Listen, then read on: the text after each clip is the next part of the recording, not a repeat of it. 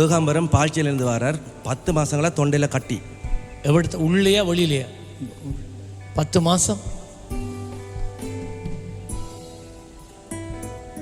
இயேசு கிறிஸ்துவி என்ன செய்து அந்த கட்டி?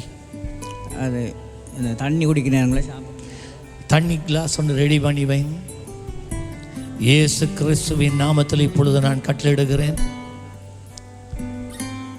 இந்த கட்டி இனிமேல் இருப்பதில்லை, நீ மறைந்து போகிறாய் இயேசுவின் நாமத்திலே. செக் பண்ணி தண்ணி குடிச்சு பாரு. ஆமென். சீக்கிரம் வாங்க. தண்ணி குடித்தவர் தடக்க இல்லையா? தடக்கல் இல்லை இல்லை.